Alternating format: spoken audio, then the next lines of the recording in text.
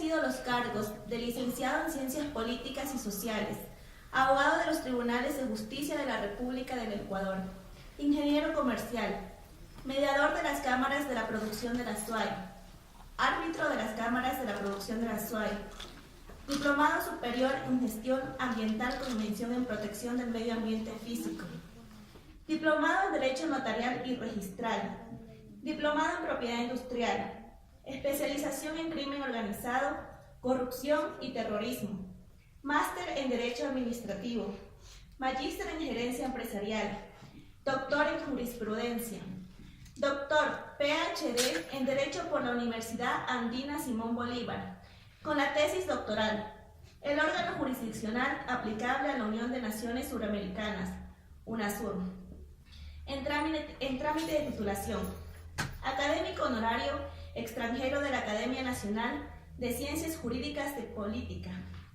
incorporado desde el 10 de febrero del 2012, magistrado del Tribunal de Justicia de la Comunidad Andina, desde el 2005 hasta el 14 de enero de 2011, presidente del Tribunal de Justicia de la Comunidad Andina, asesor jurídico de la Secretaría General de UNASUR, director académico del CETIS y director general de COSE, docente de la Universidad Central del Ecuador.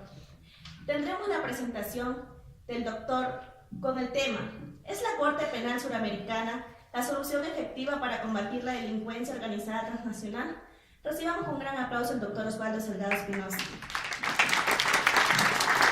La conferencia, como parte de la organización, quisiera comentarles que este acto académico cuenta con el aval de 40 horas académicas. Y eso significa que no solo son la participación en las charlas y conferencias, sino además la necesidad de cumplir con un trabajo académico de no más de 10 hojas, puede ser entre 8 y 10, sobre uno de los temas de los conferencistas que les llame la atención. Nosotros les vamos a hacer llegar a los correos electrónicos de ustedes esa posibilidad. Y quienes no quisieran hacer el trabajo, podrían dar un examen en Chamilo, mañana les van a explicar, es una plataforma gratuita, muy amigable, en donde se hará una evaluación más o menos de 5 preguntas de temas importantes de cada legislación. Esos temas están siendo elaborados por todos estudiantes muy competentes de la Universidad Central, y eso va a ser puesto a consideración de los docentes, de los académicos, para que den el visto bueno. Entonces hay dos opciones para conseguir la acreditación: hacer un trabajo académico que no requiera mayor investigación, sino algún tipo de interés que les ha dejado las conferencias. Tendrán que ser sustentados en un trabajo sistemático, sintético, entre unas 8 hojas aproximadamente, no más. No queremos cosas largas, sino contenidos que vayan a generar un interés académico en ustedes. Esa es la opción 1, pero si no quiere hacer el trabajo, habrá una evaluación. A los que están inscritos se les va a poner en los próximos días la posibilidad de que accedan a un link en donde están las conferencias. Pues ustedes pueden repetir y pueden ver las conferencias a través de un link que tienen que ustedes inscribirse en Chamilo. Mañana les van a explicar cómo se maneja Chamilo. Es una herramienta muy amigable, una plataforma gratuita en donde se van a colocar los links de las conferencias para que ustedes puedan repasar en caso de querer. También le va a llegar a los correos electrónicos va a haber un grupo que se debe crear con las informaciones que dieron ustedes, y ustedes pueden preguntar cualquier inquietud a los académicos a través de nosotros. No les podemos hacer un contacto directo porque ustedes comprenden que algunos de ellos tienen incluso problemas de seguridad. Entonces, son temas un poco sensibles. Hay otro conferencista que mañana también no puede darlo en forma presencial porque requiere seguridad en otros países. Ya no es en el caso de Roberto Mesa, sino que otros países tienen que otorgarle porque han tenido que actuar en temas bastante delicados. Entonces, eso les quería decir para que sepan que asiste, el 80% tiene el certificado de asistencia, y los que desean la aprobación tienen que al menos sacar el 70%, sea en la evaluación que vamos a hacer online en Chamilo el 16 de este mes, o presentar hasta esa fecha el trabajo académico que parezca importante. El primer conferencista nos va a entregar en los próximos días, quizás mañana o pasado, unos temas que sugiere para los trabajos. Les haremos conocer, les haremos llegar. Vamos a estar conectados 24/7 a través del WhatsApp, por eso les pedíamos que cuando se inscriban nos den el número de WhatsApp. Ya se está generando un grupo para que ustedes consulten lo que deseen sobre los temas académicos o los temas administrativos.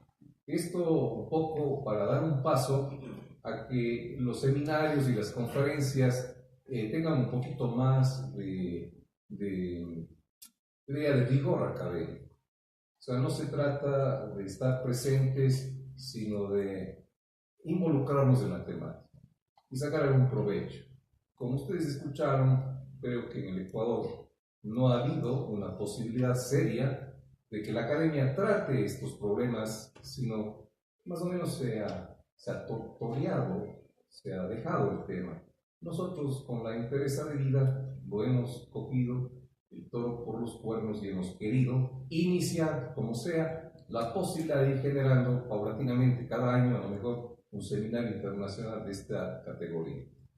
Nos es satisfactorio que 3 universidades muy importantes del Ecuador, sabiendo el alcance que tienen, nos hayan dado ese aval, y 2 organismos internacionales a nivel mundial, uno de ellos, la Confederación Mundial, y otro a nivel internacional. Entonces, yo les hago esta pequeña aclaración para que estén las cosas claras. A los que son estudiantes de la central hemos dado los contenidos de todo lo que estoy diciendo. Los que no tengan, nos pueden recibir, si es posible, vía digital, para no gastar los papeles, porque tenemos la convicción que los recursos humanos debemos protegerlos pensando en las futuras generaciones. Entonces, en lo posible, no hemos querido imprimir para darles a todos, pero están afuera impresos los contenidos de todo lo que estamos sintetizando para conocimiento de ustedes. Entonces, que quede claro que para tener el certificado de asistencia, nosotros vamos a controlar 2 veces diarias las asistencias. No es entrada y salida, sino 2 veces les van a hacer suscribir y firmar la asistencia. Y claro, el día sábado serán 3. De manera que ustedes se darán cuenta pues, cuando podrán acceder al certificado de asistencia y, insisto, con el 70% de la calificación del trabajo académico o del examen de evaluación, que no vamos a preguntar cosas que no sean trascendentes, pero más importante, de las distintas disertaciones. Y antes de empezar mi conferencia, si hay alguna pregunta, me encantaría de una vez resolverla, porque en el tema yo tenía que empezar dando la conferencia y les iba a dar estas explicaciones, pero por respeto a las condiciones tuve que ceder a que el mexicano, un excelente expositor, inicie, porque podía perder el avión, ¿no? Ayer nos pasó una cosa similar con Douglas Fisher. Él es un extraordinario expositor que quiso estar acá a hacer una rueda de prensa, pero se quedó 8 horas en Lima.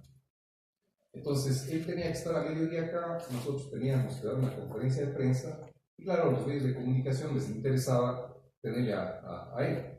No les interesaba el seminario, no les interesaba qué pretendemos plantear en el seminario. Y crees esa figura, ¿para qué? Para hacer preguntas de cosas importantes, por el caso Lavallato, que descubre la corrupción y la trama importantísima de la empresa Odebrecht, entre tantas otras cosas, ¿no? Y ahí hay un presidente de Brasil por estos temas que está condenado a una prisión de 12 o 13 años, un tema así. Entonces, son temas muy interesantes, y claro, nosotros dejamos que una de las universidades que nos apoya, la Universidad Central del Ecuador, hizo la convocatoria. Cuando se enteraron de esto, tomaron la decisión de cancelar la convocatoria, y estaba bien. Pero fueron algunos periodistas, y tuvimos la suerte de llamarle a Douglas Fisher, y hombre de una tranquilidad extraordinaria, a través del teléfono, nos concedió una entrevista. Y claro, estuvieron felices algunos medios porque algunas preguntas un poco que le puede convenir hacer a los periodistas y a la sociedad social, tratamos nosotros de hacerlo y lo hicimos, ¿no? El hecho de que las aerolíneas se hayan demorado 8 horas en Lima y tenían que no demorarse sino una hora, eso ya no está en manos de Douglas Fisher, no está en manos de los organizadores, son las condiciones reales. Entonces, respetamos como el que más que haya pasado esos temas, pero les explicamos por respeto a ustedes estas cosas que es importante que lo sepan. El mexicano tenía que dar la conferencia mañana. Si ustedes revisan, está para mañana, pero por alguna problemática tuvo que venir hoy y cambiar. Entonces, esto no altera el orden, ¿no? Simplemente producto altera las condiciones de planificación, pero nos vamos a ir acomodando. Si tienen alguna inquietud sobre estas primeras situaciones que son más bien de carácter de la organización académica, me gustaría que lo hagan, que nos digan para que quede claro. De todas maneras, si no lo quieren hacer ahora, ya van a tener la conectividad 24/7 a través de los WhatsApp, el grupo de WhatsApp y de los correos electrónicos donde vamos a tener la posibilidad de permanentemente estar en contacto. No hay ninguna inquietud. Perfecto. A ver, yo tuve la suerte de asesorar jurídicamente a la Unión de Naciones Sudamericanas, UNASUR. Fui asesor jurídico de Mariano Mejía, que fue la primera secretaria. Antes le nombraron a Carlos Kirchner, y tuve contactos con él también, pero él nunca vino al Ecuador. Cuando vino Mariano Mejía, yo fui delegado por la República del Ecuador para colaborar en la asesoría jurídica, porque estaba metido en el tema de integración una década. Entonces, trabajamos con ella. Luego tuve la suerte de trabajar con el siguiente secretario general, que era Luis Rodríguez, venezolano, después con Ernesto Samper. Pero con Ernesto Samper se dio una circunstancia especial que me dediqué solo a los temas internacionales. Me dediqué a trabajar el tema de la creación del Centro de Arbitraje y Mediación en materia de inversiones de nosotros. Cuando yo tomé el tema, estaba en un 5% de consenso. Tuve la suerte de avanzar, porque ustedes escucharon la presentación que me hizo una distinguida alumna de la carrera de Derecho. Yo he sido mediador de las cámaras de la producción, fui fundador, fui árbitro, conocía los temas alternativos de solución de controversia. Y también fui después magistrado, entonces conocí los dos sistemas de justicia que hay en el mundo, no hay más. El jurisdiccional u obligatorio y el alternativo, que es voluntario, desde el punto de vista que es voluntad de las partes ir a esos mecanismos alternativos. Entonces, como comprendía las dos situaciones, pude hacerles notar a los amigos, sobre todo brasileños, que no hay por qué oponernos a un mecanismo alternativo, no obligatorio, facultativo. Y fueron entendiendo que no les hacía daño tener un organismo de estos. Avanzamos a tener un 95% de acuerdo. Cuando yo me retiré, faltaba muy poco. Entonces, ese era un tema que tenía que trabajar. Pero el otro es el que hace que yo haya escrito 2 libros. El uno está circulando en Europa y el otro, por en los próximos días, tenemos un pequeño problema en el internet o en la página web, va a estar publicado un libro online. Les vamos a invitar a que puedan tener un costo muy bajo. Este libro lo que hace es, justamente en base de la experiencia de analizar lo que Ecuador, a través de Galo Chiriboga Zambrano, ex fiscal del Ecuador, propuso como una salida al crimen organizado transnacional. Galo Chiriboga y la República del Ecuador plantearon la creación de la Corte Penal Suramericana. Cuando yo me metí a estudiar el tema a profundidad, me di cuenta que era un absurdo ese planteamiento, por lo que ya vamos a analizar. Entonces, el tema que quiero tratar es un tema que para mí no es desconocido. Lo he analizado a profundidad. Es más, tuve la voluntad de darme un suspense que había a la propuesta y lamentablemente, pues, cuando uno es honesto académicamente, tiene que decir lo que es posible y lo que no es posible. Entonces, ese es el antecedente que ha hecho que yo me meta a hacer en Salamanca una especialización en crimen organizado, terrorismo y corrupción. Y estoy ahora sí convencido pues, que lo que nosotros habíamos propuesto es lo correcto, que no es procedente la Corte Penal Suramericana. Y ese va a ser el tema de disertación. Entonces, empecemos con la pregunta. ¿Es la Corte Penal Suramericana la solución efectiva para combatir la delincuencia organizada transnacional? Yo quisiera antes que me permitan, si fuera posible, que aclaremos qué debemos entender por efectivo. En realidad, hay mucha confusión en el manejo de los términos de eficacia, de eficiencia y de efectividad. La eficacia es cumplir algo en un tiempo determinado, nada más. Eso es la eficacia. No mire más. Usted tenía que estar hoy día en el primer seminario internacional a las 4 de la tarde en el aula o en el auditorio 1 de la Torre 2 de la Pontificia Universidad Católica del Ecuador. Usted estuvo, fue eficaz. No estuvo, no fue eficaz. O sea, mire cumplir un objetivo en el tiempo determinado. Eso es la eficacia, que es un término que más usamos en el ámbito de la economía y de los administradores los que tenemos esa formación, pero que es a veces manejado en el ámbito jurídico, a veces sin precisión. Pero además hay otro elemento que tengo que tener presente, que es la eficiencia. La eficiencia no es sino la optimización de los recursos. Para el ejemplo anterior, yo podría venir en una limusina que me cuesta $500, podría venir en un taxi que me cuesta menos, o podría venir en un bus, o podría venir a pie. Esas circunstancias harán que sea más costoso o menos costoso. ¿Para qué? Para cumplir con el mismo objetivo. Estar en la universidad a las 4 de la tarde del día de hoy. Entonces, si yo derrocho el dinero, no estoy optimizando los recursos, estoy derrochando, no hay eficiencia. Una cosa es la eficacia, otra es la eficiencia y otra es la efectividad. Generalmente, para sintetizar este tema, cuando se habla de la efectividad, la gente sintetiza muy fácil, dice es la suma de la eficacia más la eficiencia. Y no es tan cierto, pero podríamos aceptar para no entrar en mayores profundidades. Porque claro, ustedes habrán oído hablar de Jefferson Pérez, que es un ecuatoriano.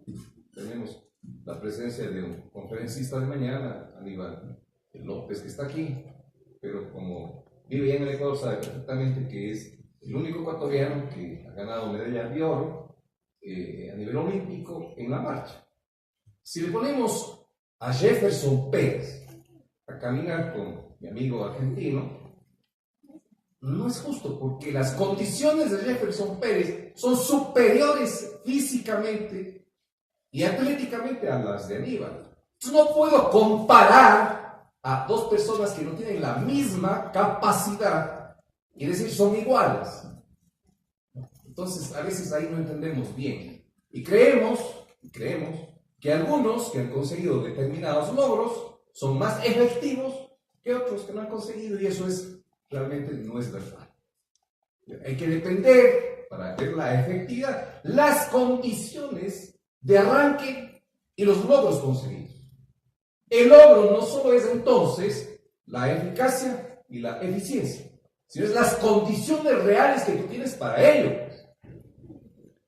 Entonces, esos son los temas.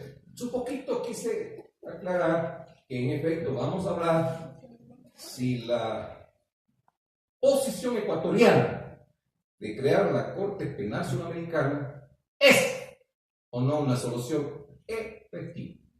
¿Para qué? Para combatir la delincuencia organizada transnacional que se le conoce como DOC. Es el planteamiento. Vamos a irlo desmenuzando.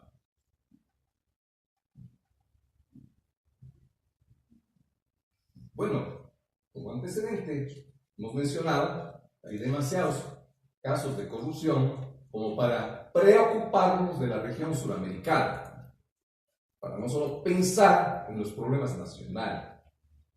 Porque claro, ustedes ven como el tema de Odebrecht es un tema generalizado. Y muy posiblemente si no había la cooperación internacional, no se hubiera descubierto lo que se descubrió. Y no quiero quitarle el protagonismo de Douglas Fisher, que va a hablar de la eficacia de la asistencia penal o la cooperación penal. Así que solo dejo ahí planteado porque es un tema de él, lo voy a respetar. Mañana, no, el sábado tendrá Douglas Fisher a dar unos detalles y está dispuesto a conversar los temas de Odebrecht y de Lavallato sin ningún problema. Entonces, ese es un poco el interés de no hablar de los temas solo nacionales, sino involucrarnos en los temas regionales. Nosotros debemos saber que la Unión de Naciones Suramericanas no es un proceso de integración tradicional. Los procesos de integración tradicional que se han dado en el mundo son los que se han suscitado por los intereses comerciales y arancelarios. UNASUR no es ese modelo. Si ustedes quieren, lo que no tiene UNASUR es eso. Lo que le falta a UNASUR es eso. ¿Cómo funciona UNASUR? Tienen unos consejos sectoriales de las distintas materias y ámbitos que manejan los países. Por ejemplo, salud. Se reúnen todos los ministros de salud y toman políticas que consideran convenientes en todos los países. Y si es que eso se cumple a interno de sus países, chévere, porque UNASUR, como bloque, está resolviendo problemas de salud sin ninguna necesidad de una característica normativa, inclusive, porque quienes profundizan un poquito en la integración, y aquí están estudiantes de la carrera de Derecho que estudian Derecho de Integración, saben perfectamente que el modelo de UNASUR es un modelo complicado porque no maneja el derecho supranacional ni comunitario. Maneja el derecho intergubernamental. Y claro, para resumir y no alargar este tema, simplemente digamos cuál es la esencia de la diferencia. La diferencia esencial, fundamental, es que los efectos jurídicos de los procesos de integración supranacionales o comunitarios, como se llama en la región andina, es que no requiere, para que surta los efectos, para que pase a normarse de inmediato, internalizarse cuando es supranacional. Es de inmediata aplicación. De efectos directos, y la norma supranacional o comunitaria tiene supremacía o primacía sobre la norma nacional. Esos son los efectos. En cambio, el sistema intergubernamental, como la UNASUR, requiere que la norma, para ser obligatoria, requiere internalizarse. ¿Qué es internalizarse? Que esa norma pase por los distintos órganos de sus países aprobando, y cuando apruebe, deposite y diga, que están de acuerdo. Eso demora años. Imagínense una norma de UNASUR para que sea obligatoria 3, 4 años. Estamos hablando de normas derivadas. Entonces, ese es uno de los grandes problemas de UNASUR. ¿Qué significa? Que es de buena voluntad, de buena fe. Porque el artículo 12 del Tratado Constitutivo de UNASUR establece clarito que las normas derivadas, y explica cuáles son las decisiones, las resoluciones o las disposiciones, dependiendo del órgano que las emita. El máximo órgano es el Consejo de Jefas y Jefes de Estado, etc. Bueno, es un tema que no necesito explayar ni profundizar, sino simplemente es importante que lo haga saber que para que estas normas derivadas tengan un efecto, tienen que primero internalizarse, si no, no son obligatorias. ¿Qué pasa con los otros procesos supranacionales? No necesita internalizarse. Obviamente, cuando hablo de las normas derivadas, porque las normas constitutivas de cualquier proceso siempre se internalizan cuando es la primera vez. Bueno, con eso que queda claro, entonces estamos hablando de un sistema de integración que no es supranacional, pero que tiene estos mecanismos importantes de los consejos sectoriales. Y estos consejos sectoriales trabajan el tema de salud, de seguridad, etcétera, etcétera. Y claro, si algún país no le da la gana, entre comillas, de acatar lo que resuelve, no pasa nada. No hay nivel positivo, para nada. Y tampoco UNASUR tiene un sistema de solución de controversias, porque el único artículo, el 21 del Tratado Constitutivo, no se refiere a resolver ninguna controversia, sino tiene un mecanismo totalmente alternativo que lo que le permite a la UNASUR es pedirle de favor a los que no están de acuerdo que acuerden, pero no hay ninguna decisión que no sea sino solo de autocomposición, es decir, que las partes acuerden. Si no hay acuerdo, no pasa nada. Entonces queda en el vacío. No es como un arbitraje que finalmente yo puedo intentar una solución, si no hay, voy al arbitraje y el árbitro decide quién tiene la razón. Entonces no existe en UNASUR. Entonces no hay un sistema de solución de controversias. Bueno, con esos antecedentes, UNASUR crea un Consejo de Seguridad Ciudadana, Justicia y Coordinación de Acciones contra la DOT. Y este organismo lamentablemente no ha podido trabajar en lo que debió ser la propuesta, no solo de Ecuador, sino de Sudamérica. ¿Por qué? Porque nosotros lo que podemos decir es que la propuesta que nos ha planteado el Ecuador, además que es importante que lo diga, ¿no? Sudamérica o UNASUR no tiene una solución de controversias, como acabo de explicar. Lo que tiene es la Comunidad Andina, lo que tiene es el Mercosur. La Comunidad Andina es un sistema ordinario jurisdiccional. Yo tuve la suerte de ser magistrado y presidente de ese tribunal. Conozco el sistema del Mercosur, el sistema arbitral, ¿no? Pero UNASUR no tiene. Y la única propuesta que se ha planteado seria para UNASUR es la de Ecuador con Galo Chiriboga. ¿En qué sentido? Es decir, nosotros creemos que la Corte Penal Sudamericana es la salida para evitar la impunidad que se está dando. Pero eso no tiene mucho sentido. ¿Por qué no tiene sentido? Porque ustedes deben saber y entender, no necesitamos ser expertos, que en el supuesto que se cree la Corte es para aplicar una norma común, pues.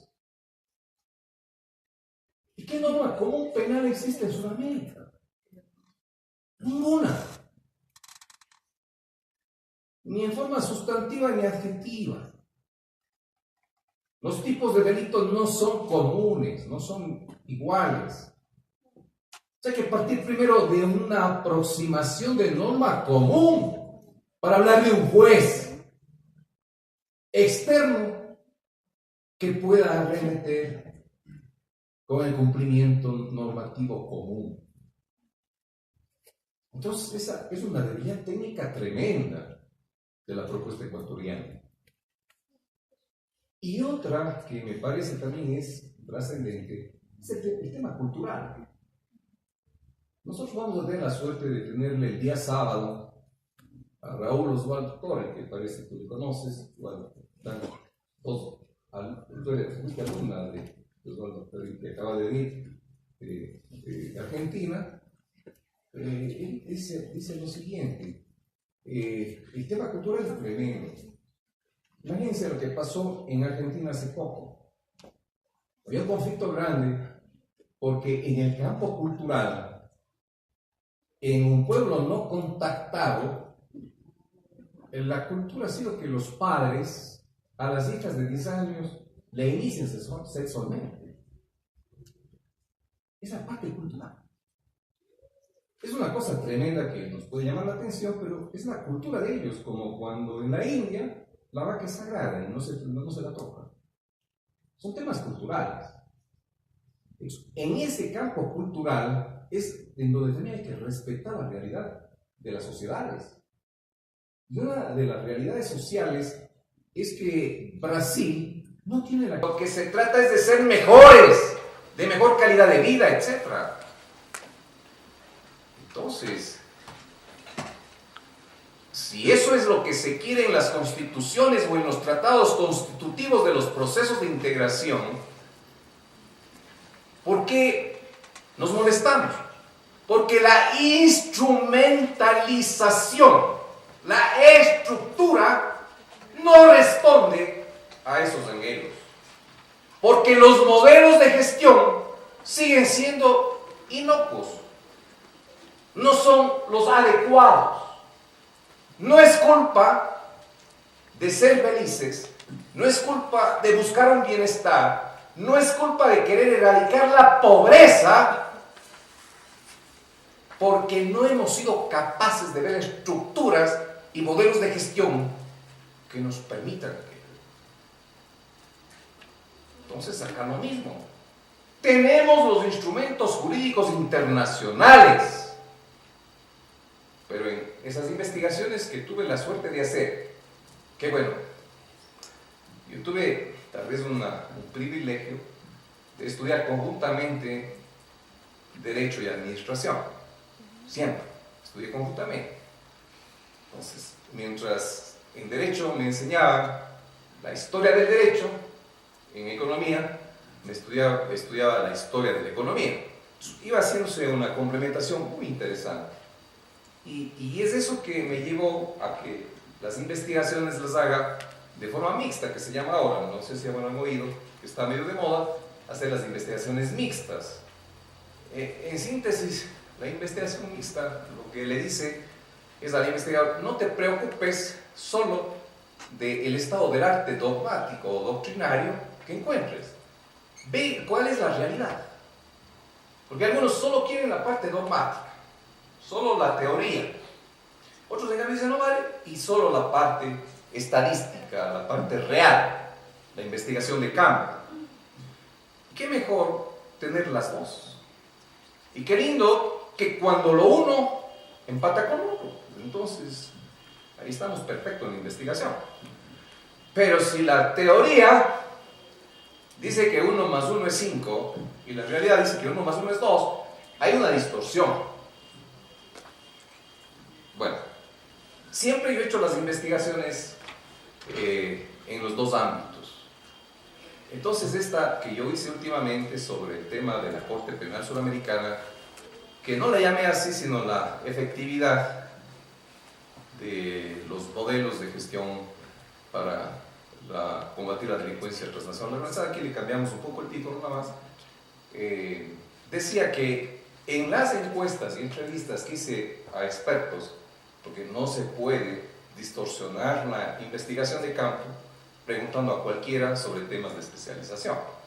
Entonces, haciendo una encuesta seria y hablando con gente experta, el trasfondo de la cooperación penal suramericana es que es demasiadamente burocrática y demasiadamente inadecuada. Es decir, estamos con modelos del siglo pasado queriendo combatir la delincuencia que tiene la mejor tecnología de punta, los mejores transistores, las mejores armas para hacer todo lo que quieran, tienen todo a su disposición, recursos, dinero, todo. Dinero tan importante que pueden comprar a los operadores de justicia. Entonces, imagínense el problema en el que estamos. Modelos de gestión burocráticos, ineficientes en la cooperación. Y cuando yo digo eso, van a decir, bueno, pues sustente, por favor, usted está dando calificativos. A ver, en las estadísticas, la mayoría de los expertos en el tema de la cooperación penal dicen que tienen que hacer una solicitud. Y esa solicitud tienen que despacharla. Y tienen que analizarla. Y tiene que suscribir el ministro de Relaciones Exteriores. Y tiene que ver si es conveniente o no. Mientras eso pasa, la delincuencia en un rato está haciendo de las suyas. Entonces, en el fondo, el modelo de gestión inepto, ineficiente, de falta de cooperación, es la causa de no combatir con eficiencia y efectividad la delincuencia transnacional organizada. No sirve de nada que cambiemos de nombre, que hagamos un organismo, si el mecanismo sigue siendo el mismo. Hipotéticamente, yo en el texto, y ahora les quiero comentar, les digo, vean, en Ecuador hay un 911 que está centralizado todos los temas de seguridad del Ecuador. Tienen algunas cámaras de video y cuando hay algún problema actúan inmediatamente todos los entes rectores o los entes operativos que tienen que ver con ese tema. Entonces, a través de la gran plataforma, dice, se está suscitando un accidente en tal lugar, asista. Si es accidente de tránsito, el órgano pertinente. Si hay un tema de salud, la ambulancia. Si hay un tema de delincuencia, igual, el órgano pertinente. Es decir, hay toda una coordinación. ¿Qué pasaría si eso hipotéticamente se diera en Sudamérica? El delincuente que hace algo inadecuado en el Ecuador y se larga a Colombia y le perseguimos y actuamos de inmediato, lo que estaríamos es no permitiendo que la delincuencia transnacional haga de las suyas. Entonces, un poco con este ejemplo lo que queremos decir es, no tenemos modelos efectivos que permitan combatir la delincuencia transnacional. Entonces, lo que nosotros planteamos es que la salida puede ser entender un sistema penal suramericano, SIPESUR, Sistema Penal Suramericano, en donde entendamos que tenemos las herramientas que tiene el Eurojust. El Eurojust es un sistema o mecanismo europeo que tiene la cooperación muy efectiva penal europea, en donde definitivamente le persiguen a los delincuentes y buscan no dejar en la impunidad la delincuencia. Nosotros, ¿por qué no generamos una mejora en los mecanismos, en la cooperación y en la efectividad de esto? Esa puede ser un poco la salida. Entonces, ese sistema penal suramericano puede constituirse del COPESUR, que sería la cooperación penal suramericana, pero con modelos de gestión efectivos, y algún rato cuando nosotros caminemos en una armonización de normas penales y de delitos penales y sus penas, etc., podríamos estar pensando en esa famosa Corte Penal Sudamericana. Entonces, un poco la reflexión es la novelería de crear órganos, de cambiar nombres. Miren el Ecuador, con todo respeto a la opinión ajena, a alguien se le ocurrió que no debe llamarse Corte Suprema de Justicia, sino Corte Nacional de Justicia. Y cree que por eso se cambia la justicia. Que eran no sé cuántos magistrados, que hagamos menos. ¿En base de qué criterio? Un análisis estadístico para saber que estaban de más. Es decir, perdón, con todo respeto, iceberg. ¿Qué es el iceberg? El iceberg es que de lejos parece barco. Es un sólido que no tiene motor, que no tiene capitán, que no tiene timón ni timonel y no tiene rumbo. Un poco eso es. Cuando no tenemos criterio, cuando no tenemos claras las cosas. Un poco la idea es, seamos barcos. El barco, cuando hay tempestad, se convierte en iceberg porque no responde el motor. Pero con inteligencia hay que saber evadir y sortear esas dificultades para nuevamente mandar con su motor, con su timón, con su capitán a los puertos que tenemos que llegar.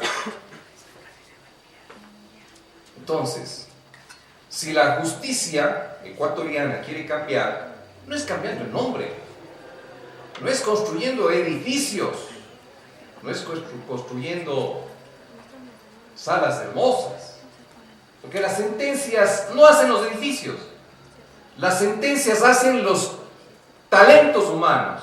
Lo harán ustedes, futuros estudiantes o profesionales o jueces u operadores de justicia. Pero claro, si ahora, yo sé decir a mis estudiantes, si ahora no somos serios, si ahora no nos exigimos, si ahora no somos éticos, no es que mañana, siendo profesionales u operadores, vamos a ser éticos. A ver, ¿el Ecuador es corrupto? Sí, entonces es culpa del presidente, es culpa del diputado, es culpa del alcalde. Y la sociedad es corrupta. La sociedad es corrupta porque su formación no es la más idónea. Pero no es culpa de un presidente que seamos corruptos. No es culpa de un líder, no es culpa de un alcalde, es culpa de la sociedad. Cuando como docentes dejamos copiar a los estudiantes y los estudiantes copian, eso es la corrupción. La corrupción está en donde nosotros actuamos. Si como académico no planteo lo que considero la realidad, soy corrupto. Si como estudiante no plantea, igual. No callemos, hagamos de la academia un espacio de reflexión y, como se decía a mis estudiantes, no solo del análisis, sino de la propuesta y, si es posible, del compromiso con esa propuesta. Entonces, comprometernos a no ser iceberg, a ser barcos, a no aceptar las cosas porque están bonitas y sin sustento, no es lo correcto. Creer que la solución a los problemas es cambiar de nombre, cambiar de fachada, no es la verdad. Hay que empezar cambiando la gran actitud de los seres humanos. El talento humano es el que genera cambios. No necesitamos corte, necesitamos ciudadanos empoderados que hagan efectiva la cooperación, que contribuyamos para que la delincuencia no quede en impunidad. Y eso pasa por actitudes, no por nombres, por culturas, por formas de ser. Pero si lo más fácil es que me llega un petitorio para cooperar y no la despacho,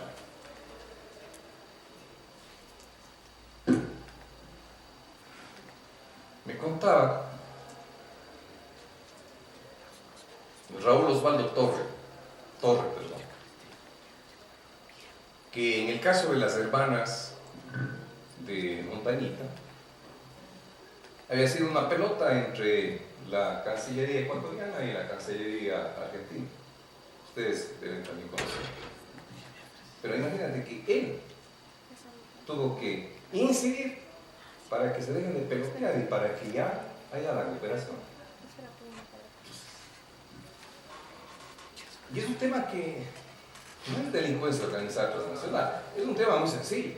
Pero ya te puedes imaginar en temas de más trascendencia e importancia. Es un poco la reflexión que nosotros pretendemos y queremos hacer es que cuando nosotros tenemos la normativa, como tantos y cuantos tratados internacionales que nos dan camino para que no necesitemos de más normas, sino de cultura, entonces, ¿qué hacemos? ¿Por qué no destruimos el sistema lento, formalista, burocrático, carente de transparencia, saturado de expedientes sin resolver, que no genera? Eso pasa en la cooperación penal suramericana. Pregúntenle a los operadores argentinos, pregúntenle a los colombianos, a los ecuatorianos. Entonces, un poco la reflexión es, señores, si esa es la realidad, ¿qué proponemos? Propongamos mejorar los mecanismos, los modelos de gestión. Y esta es la posición de la academia. O sea, no comamos cuentos. Hagamos propuestas que no son difíciles. Cooperar, ayudarse. Ahora, claro, de ahí hay realmente, claro, esto es teórico y la práctica es otra, porque me cuentan quienes están metidos más en esto, que en el tema de ciertos delitos transnacionales hay demasiado dinero, miles de millones de dólares. Como ustedes han visto cómo ha operado Odebrecht. Ha ganado un mundo de concursos, pero ustedes ven cómo ganar. Entonces, no es muy fácil, pero también hay que decir, entonces nos quedamos a contemplar, nos quedamos en el análisis. Un poco la idea es generar estos espacios de reflexión y no quedarnos solo en eso, sino ver si se genera un debate, una discusión. Por ello entiendan que la intención es que ojalá algunos temas de estos les permitan hacer alguna pequeña investigación y a lo mejor se vayan empoderando de algún tipo de experticia que quieran generar hacia el futuro, ¿no? Entonces, un poco la idea es decirles pues que los problemas tradicionales que hay en los países, hay también en el tema de la cooperación penal suramericana. Es un poco decir, no vamos a cambiar con normas la cultura de la gente, el comportamiento de la gente. Hay que cambiar con actitudes. Por eso yo decía ya en la inauguración, cuando me pidieron que dé una presentación, que nosotros sí deberíamos decirle al Libertador Bolívar, o Simón Bolívar, a la patria, al que quieran, a Dios, en fin, como ustedes quieran, ¿qué hacen para cambiar las cosas? ¿No? Nosotros creemos que con las 3 universidades que hemos buscado generar este espacio de reflexión, al menos le estamos respondiendo con estas reflexiones y estos análisis a la posibilidad de generar los cambios que no están en los papeles, no están en las normas, están en los seres humanos, en los talentos. Por eso es que yo me preocupaba mucho cuando tuve la suerte de ser invitado, pero nunca pude aceptar, ser parte del cambio de la justicia ecuatoriana. Yo había terminado mis 6 años de magistrado del Tribunal de Justicia y creían conveniente que yo podría ser parte del cambio de la justicia. Pero cuando mi papel era hacerles comprender que lo más interesante era capacitar al talento humano, porque ese es el que va a hacer las sentencias con verdadero equilibrio, ponderación, equidad, justicia, sin que se deje presionar. No fue de interés porque estaban cerca de unas elecciones y querían mostrar edificios, querían mostrar esas cosas. Y yo me hice al lado y ahora veo que lo hice bien porque me di cuenta que había el deseo de poner títeres nuevos, nada más. Y la justicia no puede funcionar así. Aunque es una pena decir que cuando conversamos con el conferencista que vino mexicano, conversé con el argentino que va a venir el día sábado, la justicia en todo lado anda mal. Pero tampoco creo que nosotros debemos ir mal de muchos consuelos bobos, ¿no? Tenemos que generar los cambios. Y esta reflexión un poco va hacia allá. ¿Qué podemos hacer nosotros dentro de la academia, dentro de los espacios profesionales, para que esto cambie y empiece a combatirse de forma más efectiva y eficiente?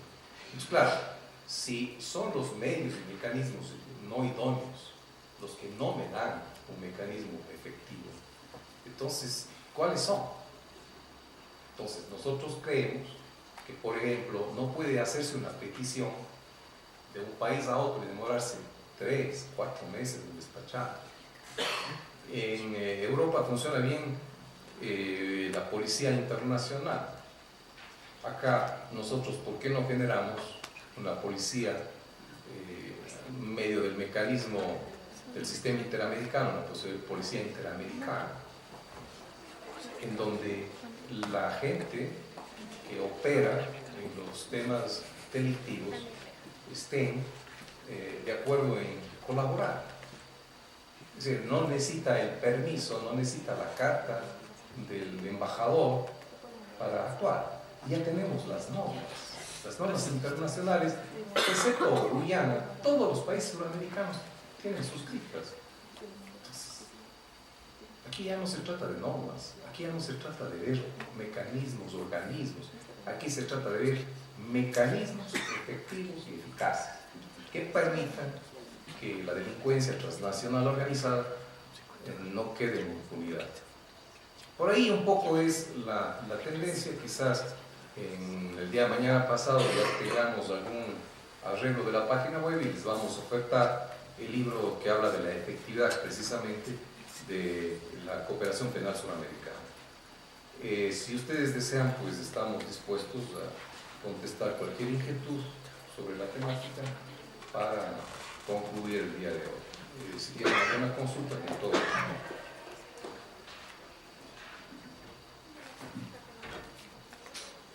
No quieren preguntar nada. Todo estaba entendido, no creo. A ver, por favor.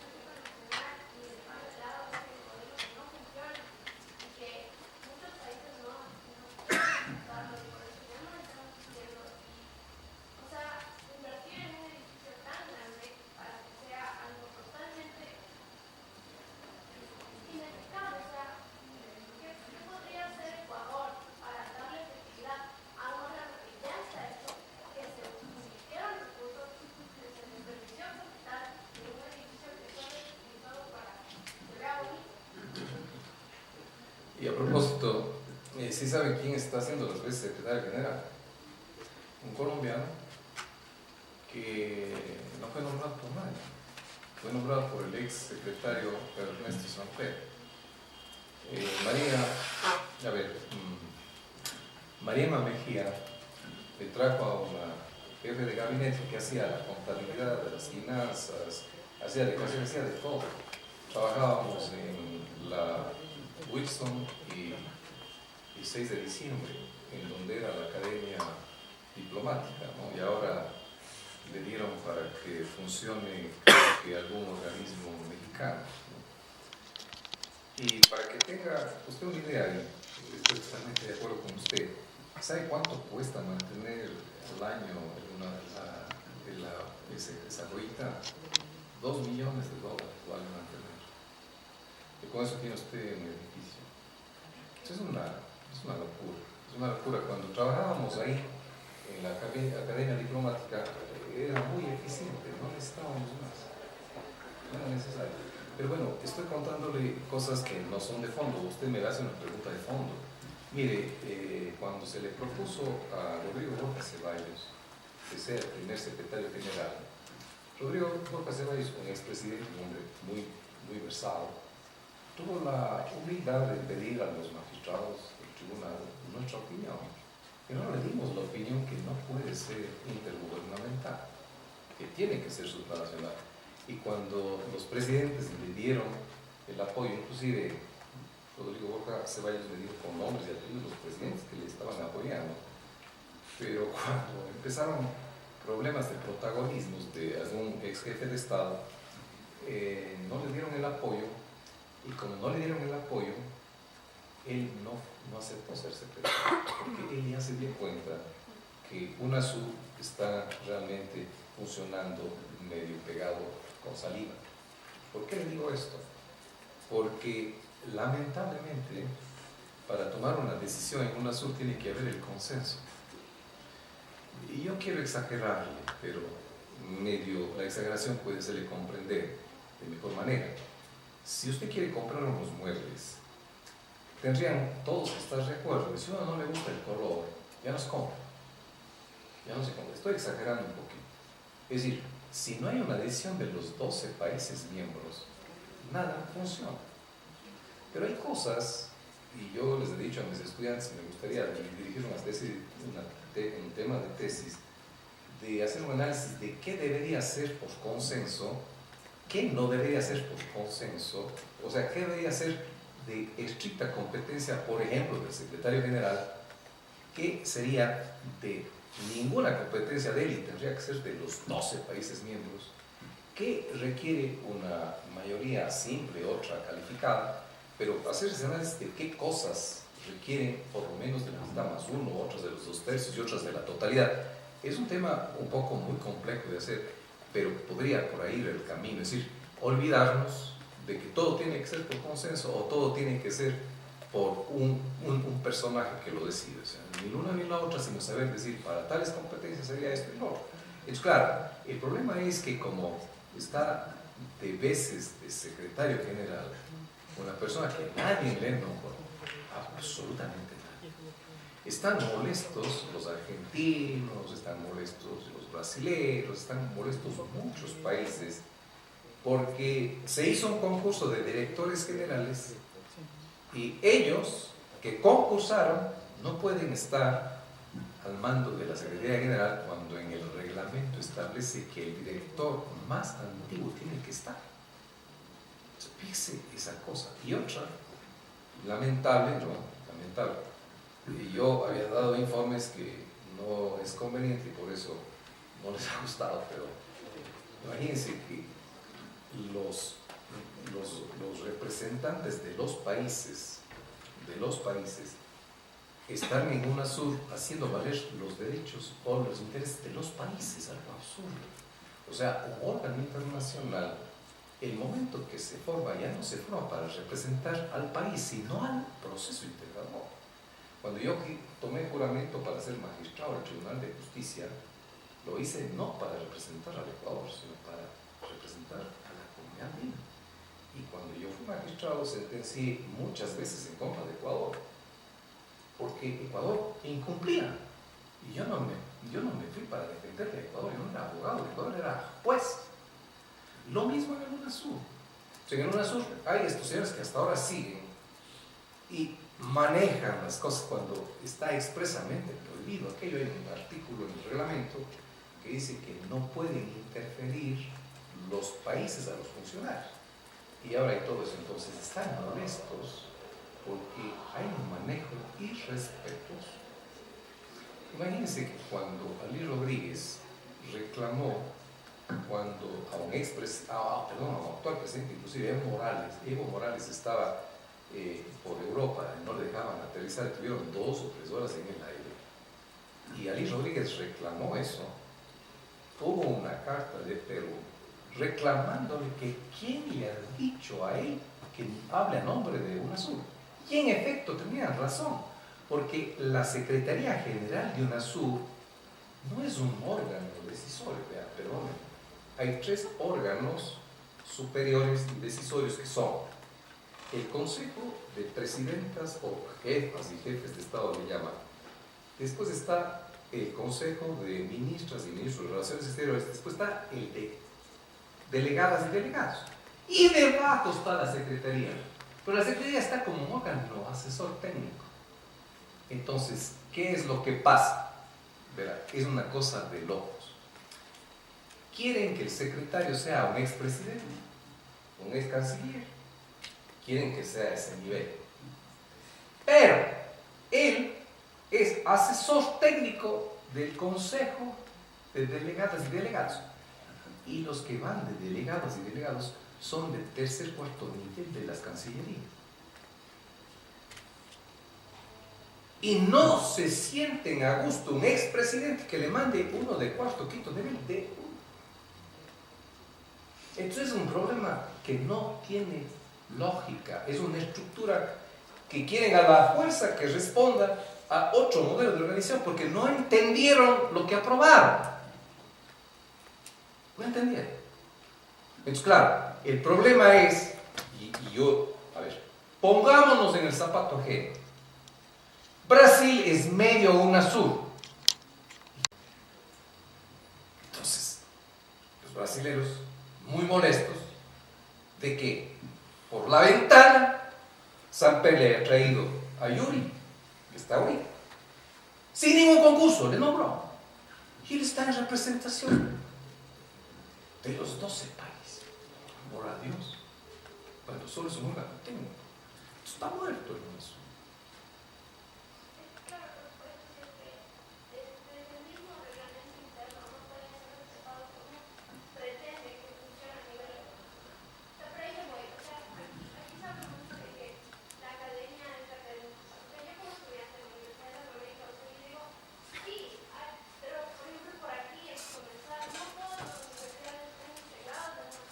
Así es. Siempre cada uno es independiente.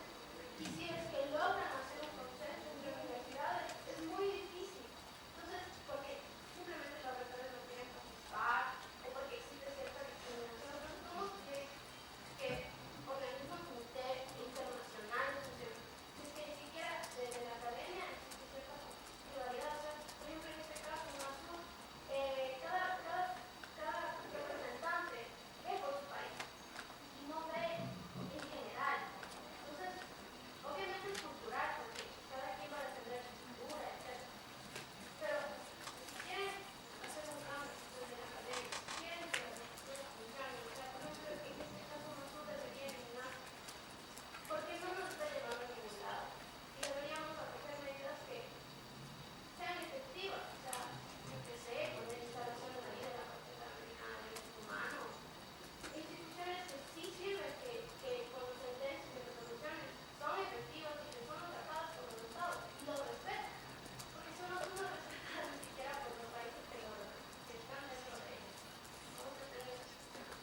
Claro, y tiene toda la razón porque vea, el estatuto y el reglamento establece que a los secretarios generales hay que nombrar para 2 años. Y los propios presidentes rompieron la norma cuando le nombraron a María Inma Mejía por 1 año y a Ali por otro año.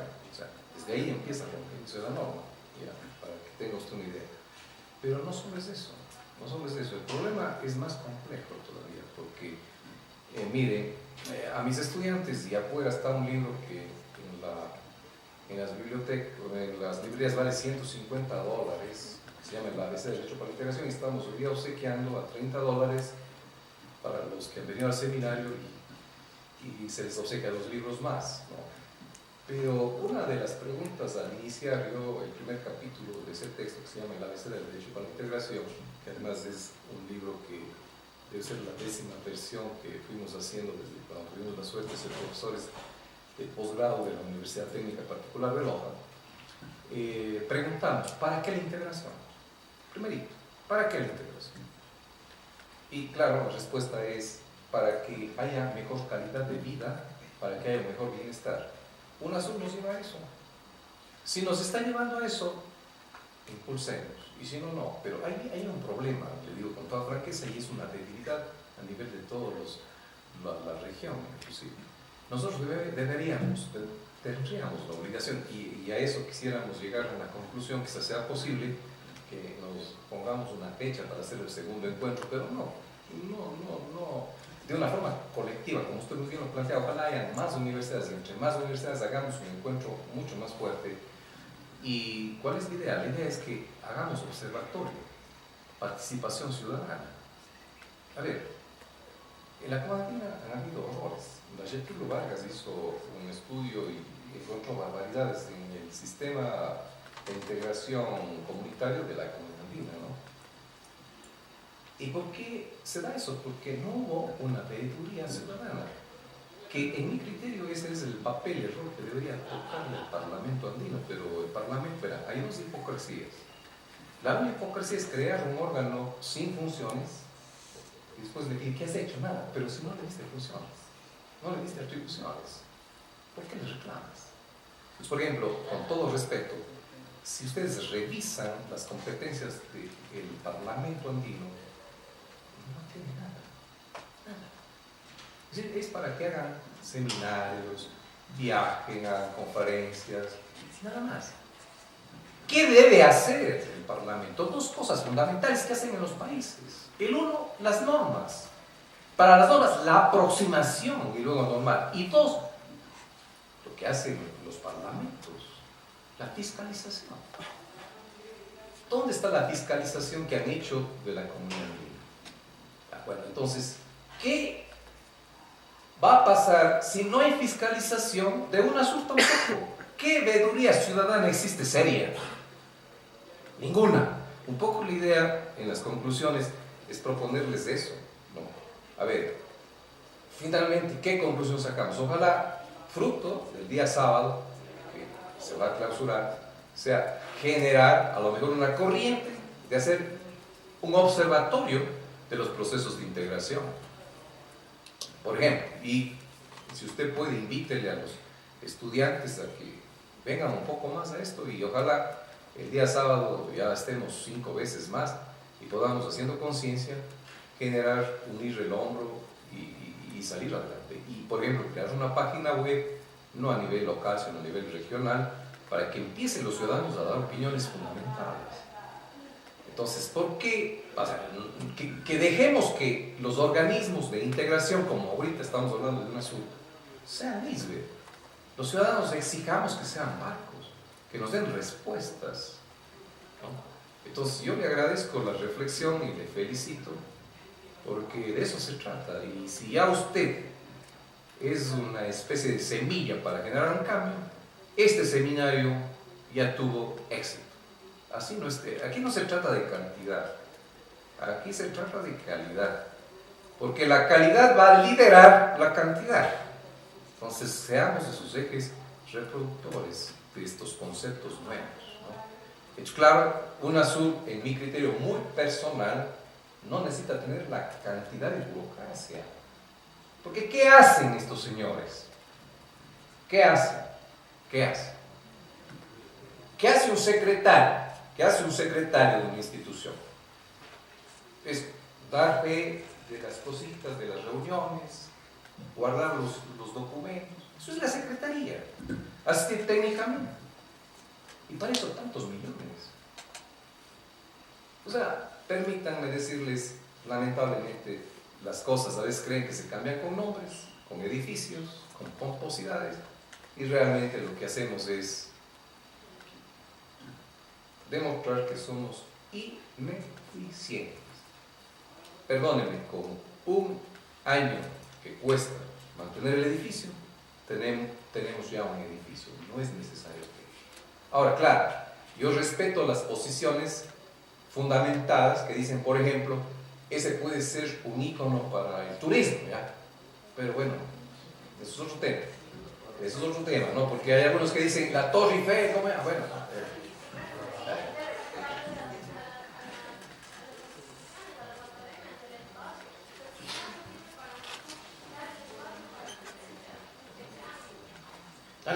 y perdóneme, quiero contarle algo, se me fue. Nosotros hicimos, aquí la PUSE nos presta el día de hoy y mañana, para el viernes tenemos que irnos a otro, que es por aquí cerca, ¿no? Perdón, disculpe, hoy jueves y mañana viernes aquí, y el sábado es en algún otro por aquí. Entonces yo le llamé a Yuri Chillán y le dije, oye, Yuri, ¿por qué no nos prestas un auditorio para el día sábado al que está hecho cargo de UNASUR? Y me dice, no, porque me va a costar mucho dinero. Y yo decía, oye, es un tema de Sudamérica, sería lindo que la gente, ya te digo, nunca me contestó. Entonces, ni siquiera para eso sirve. O sea, ni siquiera para eso. Pero bueno, yo creo que el tema debe trasladarse para que nosotros no le cojamos al tema de UNASUR como un problema, sino más bien que hagamos algo. Eso no se va a cambiar aquí, en las cuatro paredes. Yo creo que hay que trascender, y cuando la opinión sea un poco más sustentada, más académica, y podamos a lo mejor crear ya vuelvo a decir, un observatorio, yo creo que cambia. Cuando hace 2 años a mis estudiantes, yo doy derecho de integración, las estudiantes de las centrales mandé unas entrevistas, no querían darles entrevistas, porque solo nos dedicamos a lo siguiente, ¿verdad? Solo lo siguiente. Cada vez tomamos un tema con mis estudiantes, ahora es ver si planteamos, y por eso un poco cogí este tema y a mis alumnos les pedí que tomen nota para avanzar en la cátedra. Un poco la idea es, a ver, Kant tiene un sistema de solución de controversias que es tradicional o es jurisdiccional. Mercosur tiene un sistema de solución de controversias arbitral. No, como hay el deseo de la convergencia, y cuando me refiero a eso es la convergencia comercial, arancelaria, es cuando se converge, ¿cuál será el sistema de solución de controversias? Esa es un poco la pregunta que tienen mis alumnos que responder en el mi semestre, porque nosotros tenemos por semestre. Entonces, una de las únicas propuestas que han habido es esta de la Corte Penal. Un poco era, descartemos esta propuesta que no es factible. Y ahora hay que ver, a nivel de los temas arancelarios, comerciales, que no está bien dicho decir económico, la economía es mucho más amplia, pero bueno, podríamos decir económico porque todo el mundo ha considerado que el tema comercial arancelario es así. ¿Qué propuesta de solución de controversias hay? Como los alumnos tienen que hacer eso incluso con una herramienta que no sé si ustedes conocen de Mendeley, yo ya les estoy obligando a que utilicen un instrumento de investigación, ¿no? O sea, en Mendeley es un buscador de libros académicos, no sé si ustedes conocen, que utilizan sobre todo en los doctorados. Entonces eso le ayuda mucho porque le guardan los textos en PDF o en Word, que es lo bueno de Mendeley, y le ponen una nube. Y usted puede trabajarle, y les recomiendo realmente los estudiantes que puedan, háganse muy amigos del Mendeley, que es como el Word. El Word es para manejar la redacción, el contenido. El Mendeley es un amigo excelente para buscar información académica de primer nivel sobre los temas que usted quiere. Y la ventaja es que dependiendo usted qué tipo de norma aplica, el Mendeley le hace automáticamente. Es decir, si usted quiere APA, le sale con APA las citas y al final la bibliografía, por ejemplo. Pero además tiene una cosa importante, que para que no lea 5 veces un texto, sino una sola vez, cuando usted ya tiene alguna cita, puede ahí en una opción que tiene, ir poniendo las citas para guardarlas, cosa que si alguna otra vez le toca sobre la temática ya tiene hasta preparar las citas. Es una herramienta fabulosa.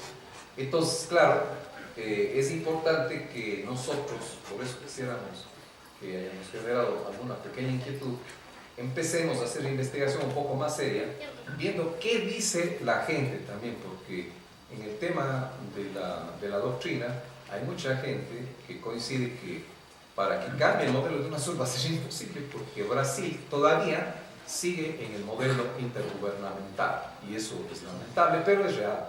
Entonces, una cosa es el querer, el deber ser, la opinión académica fabulosa, lo mejor hipotético, y otra es la realidad. La realidad nos hace aterrizar y nos hace chocar con buenas intenciones. ¿Alguna otra inquietud, algún criterio, alguna opinión que quieran dar, por favor? Encantadísimo de escucharles.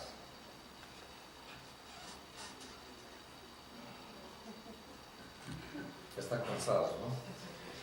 Quiero darles una linda noticia. Mañana vamos a tratar de agilizar un poquito, porque a las 9:30, perdón, a las 8:30 queremos trasladarnos a la Casa de Cuenca. Yo soy cuencano. Entonces, la Casa de Cuenca en Quito funciona en La Pradera y El Salvador, me parece, 30-120. En el folletito que les dimos, en las instrucciones, hay un error, dice N120, es 30-120. Queda más o menos por el edificio ese de Movistar, esa me parece que es La Pradera. Y tras del Ministerio de Educación va a hacer un acto en homenaje al seminario. Vamos a llegar máximo cuarto a las 9 para que enciendan un castillo, van a haber vacas locas y todo en homenaje, va a estar una banda, así que para mañana hay ese homenaje, les invitamos cordialmente para que disfruten, ¿no? Si ya no hay, perdón, si no hay ninguna otra pregunta o inquietud, les agradecemos y les deseamos que tengan muy buena noche.